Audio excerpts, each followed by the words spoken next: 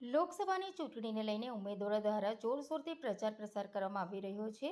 ત્રીજા તબક્કામાં ગુજરાતની 26 લોકસભા બેઠકો પર એક જ દિવસે 7મી મેએ મતદાન થશે, જેને લઈને ઉમેદવારી નોંધવાની આજે છેલ્લી તારીખ છે। ત્યારે કોંગ્રેસના ઉમેદવાર નૈશદ દેસાઈએ નામાંકન પત્ર રજૂ કરી ઉમેદવારી નોંધાવી છે। નવસારી લોકસભાના કોંગ્રેસના ઉમેદવાર તરીકે સુરતના ગાંધીવાદી પરિવારમાંથી આવતા નૈશદ દેસાઈને જાહેર કર્યા છે। ત્યારે તેઓ ગાંધીજીના મૂલ્યોને આવનારી પેઢી પણ અનુસરે તે માટે ગાંધીજીના પહેરવેશ ધારણ કરેલ છે। નવસારી શહેરના જૂના થાણા ખાતેથી શ્રી ઇન્દિરા ગાંધીની પ્રતિમા અને સ્વામી વિવેકાનંદ પ્રતિમાને ફૂલહાર સાથે સૂતરની આંટી અર્પણ કરી નામાંકન રજૂ કરવા પગપાળા નીકળ્યા હતા। આ સાથે કોંગ્રેસ અગ્રણીઓ અને કાર્યકરો તથા જનમેદની મોટી સંખ્યામાં જોડાયા હતા। નવસારી કલેક્ટર કચેરી ખાતે વિજય મુહૂર્તના ઉમેદવારી ફોર્મ ભર્યું છે। દેસાઈએ જણાવ્યું છે કે સ્વતંત્રતા સમાનતા પ્રસ્થાપિત કરવા, સંવિધાનની સુરક્ષા કરવા અને નવી પેઢીને મહાત્મા ગાંધીજીનો પ્રચાર પ્રસાર કરવા માટે તેઓએ બાપુની વિચારસરણીને આધારે તેઓએ વેશ ધારણ કર્યો છે। સત્તાના આતંક સામે યુવા પેઢીને આંદોલન કરવા માટે સત્યાગ્રહ કરે તે માટે અપીલ પણ કરી હતી। નૈશદ કાકા નહીં દેખાતા હવે ભાઈ બસ થોડા ક્રોસ થજો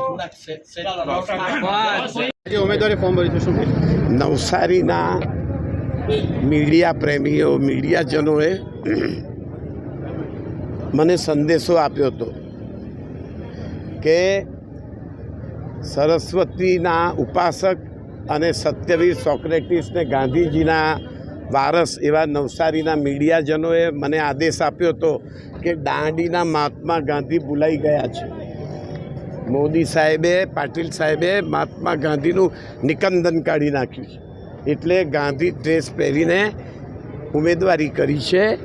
દેશની લોકશાહી સ્વતંત્રતાને બચાવવા, સમાનતા પ્રસ્થાપિત કરવા આ અમારી ઉમેદવારી છે। અમે ગાંધી વંદના કરીને દાંડી યાત્રા કરવા તરફ જઈ રહ્યા છીએ।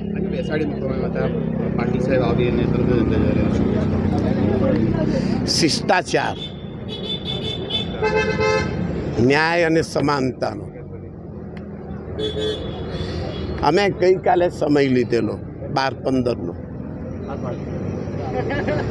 અમે અહીંયા 12:05 આવી ગયા। અમને 12 પોણો કલાક બેસાડી રાખ્યા। અમે આવ્યા એના અડધો કલાક પછી સાંસદ આવ્યા।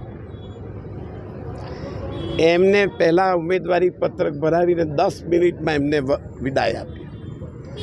અમને 1.25 કલાક બેસાડીને વિદાય આપી 1 કલાક ને 20 મિનિટ પછી।